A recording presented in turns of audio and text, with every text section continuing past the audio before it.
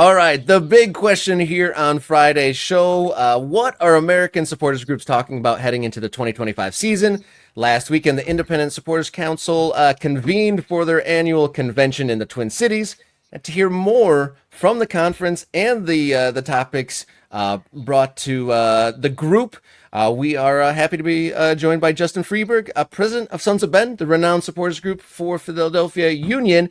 You lost your voice. You couldn't join us Monday, but you're here on Friday. Thanks for joining us. And welcome to Morning Kick Around. Thanks for having me.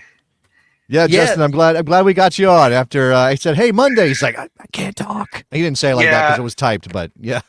Well, yeah. I sent what? I sent Jason a voice chat, and basically was there was no voice, so it would have been poor audio quality. Well, that's good. I'm glad that you got your voice back and that you're joining us, and I'm glad you're giving us a little bit of an insight into what's going on because look, there are lots of things kind of that supporters are dealing with right now when it comes to Major League Soccer, when it comes to the game in the United States. I imagine that ISC was an opportunity to talk about a lot of those things. What do you think the overarching theme was at ISC and for you as a newly elected president of a major supporters group?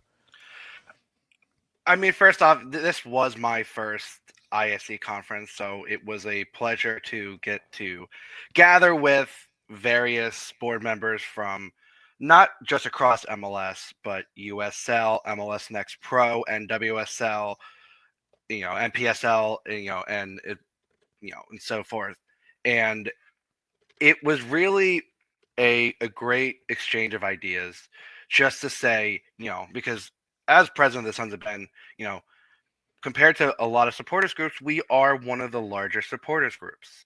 And so, it's always good to see how, new and upcoming supporters groups and also groups that may have different, interactions with front office and with, security. One of the big talking points really was trying to standardize security practices across the league.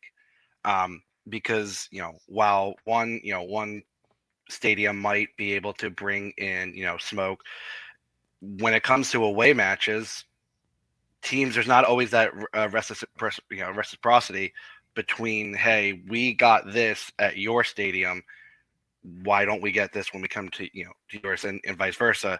And so really, it was a nice way to be able to just you know take a few days and say, hey, you know we're all in this for the sport. What do we want to get out of this, and what do we want as an ability to grow the game that we all clearly love? I mean, we are all volunteers here, and it's something where I love the sport. I've been around it since I was 5 years old. I've been playing it at this point almost every day.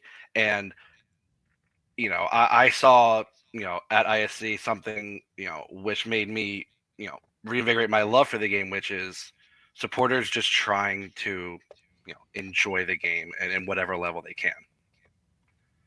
So, through your conversations about security and trying to get it kind of uniform across the way, what are some of the issues? Like, has there been like serious issues, or are you just like looking for consistency, or like what is the ideal outcome for those topics? It's more the consistency aspect because obviously, when you have, I mean, we have, how many NFL stadiums that are hosting MLS clubs. You have, so when it comes to, securities that are used to NFL crowds, the soccer crowd is something that if you're not used to it, you don't know exactly how to, you know, police it per se. And so really this was just kind of us communicating what practices across the league do we want, and really it's about, ticket allotments, because if you get, 200 from one team, when they come to you, the expectation would be that they get the same allotment. And so really it's just trying to get that standardization, because whenever you're traveling, there can always be miscommunication, and that's where frustrations grow. And that's kind of what ISC's role is in all of this, is to help be a collective voice for the supporters, so that when they can go to the league and say, hey, here's what we've been told by our members, what is the league doing about this to standardize this practice across the league.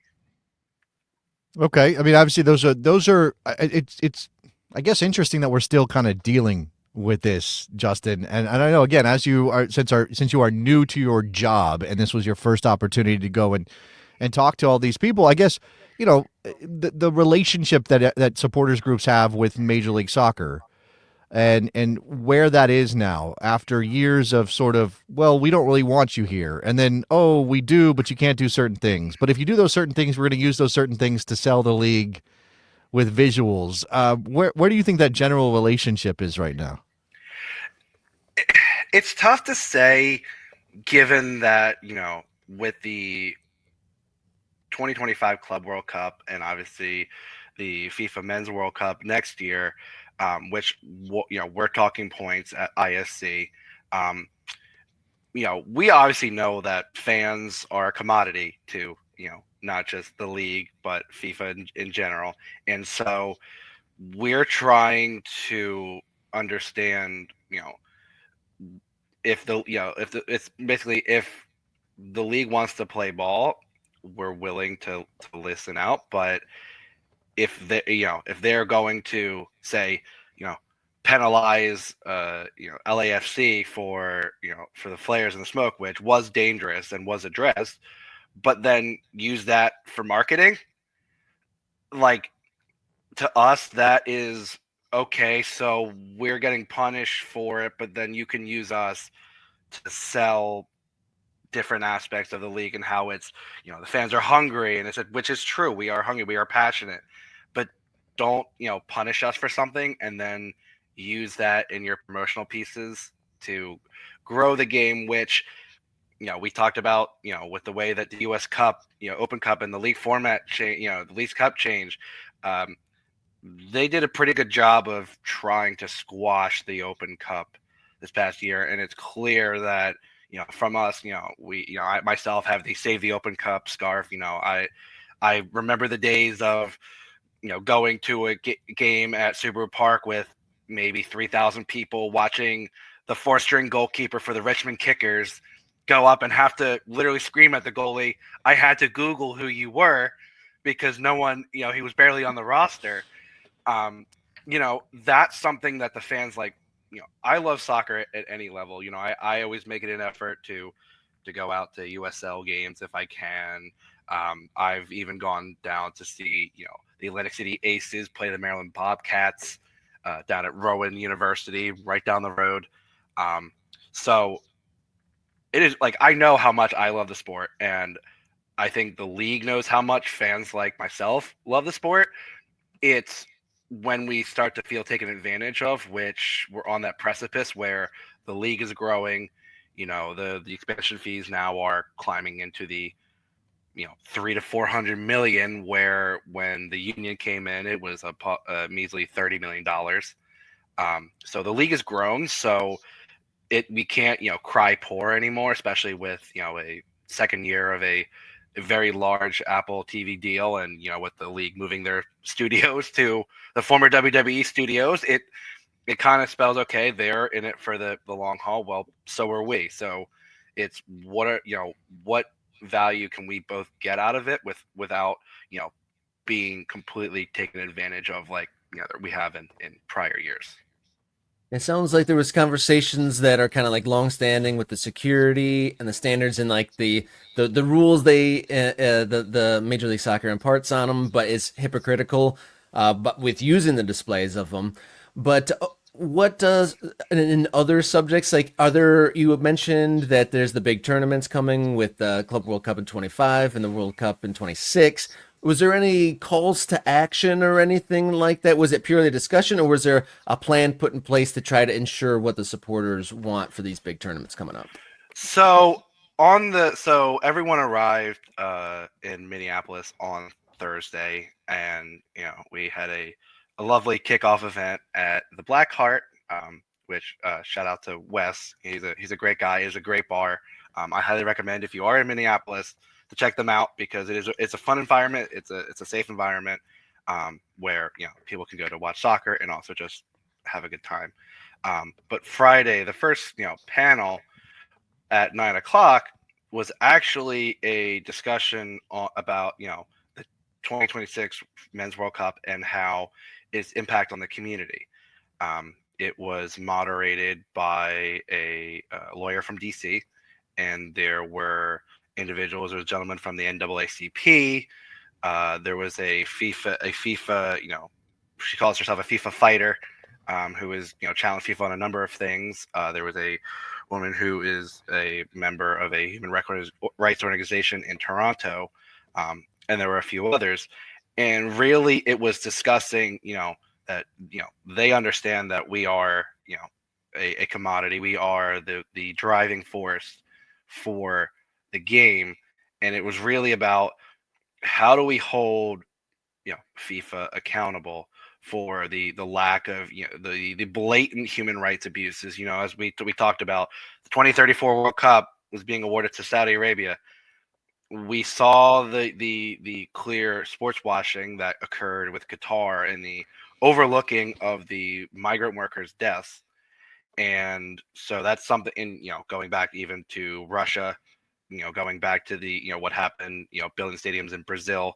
So there's a track record with FIFA where they come in, they're not held accountable, and they take the resources and then they claim that they generated all this money and that they're bringing FIFA soccer around the world, and they've estimated that for the 2026 World Cup they're bringing in about, I believe it was $14 billion in revenue, and the expenses are not nearly as high because, as FIFA has sent out the email for the Club World Cup, they rely a lot on volunteers. And so we talked about trying to, hold FIFA accountable, but also making the host cities a safe space for people traveling from overseas to support their country. Because say in Philadelphia, we could have Scotland versus Nigeria. If Nigerians coming in, what guarantees do we have that they're going to have a safe space to watch the game? Mm-hmm. And that they'll have so we've talked about what resources we can look at to try to guarantee these fan embassies, which were at the UEFA 24 last year, and they discussed how those looked and how we can look at that for next year. So really, it was just about the human rights element of how this impacts our community and how this is a global game. This is a sport where it is one of the easiest sports to play because you can put a ball anywhere and kick around. And so it was, how do we make everyone feel safe and welcome, and also hold FIFA's feet to the fire when it comes to dealing with the stuff that they generally like to gloss over. All right, Justin. I mean, there's a lot of stuff going on. Again, I think this is a fascinating moment to be the president of a supporters group, to deal with all this stuff that's coming, not just on a soccer front. I mean, you're kind of tying it to things that are happening with our society at the moment, and I don't know that we want to get too heavy with it, but we do appreciate it. And first of all, congratulations. I don't know if I actually said congratulations on your election, and that was a big deal. Shout out to all the Best Soccer Show family that are in the Slack, and Justin is very active over there. Somebody over there has said, why weren't you wearing a jersey on the show today, Justin? You are a jersey aficionado. What's up with that? I am taking a little break from work. This is work from home attire, but I do appreciate being called out for my usual get up. All right, we appreciate it. I think we should let Justin get back to his day, Rob. Yeah, thank you, Justin. Pleasure to meet you, and best of luck in your first season as the president of Sons of Ben. Thank you, viewers, for tuning in. If you haven't hit subscribe yet, please do so. We are well past 500, on our way to 1,000 subscribers at the Morning Kick Around YouTube channel, so be sure to click that button. Contact us online. Follow along on social media at mkickaround on X, Instagram, and the Blue Sky, or write us a note at morningkickaround@gmail.com, or support us. Ko-Fi, brand new Ko-Fi page. Give us a donation. Support the show. Ko-Fi.com/morningkickaround. Buy us a coffee. Is that what we say? Buy us a coffee. I like to have a nice warm cup of Ko-Fi in the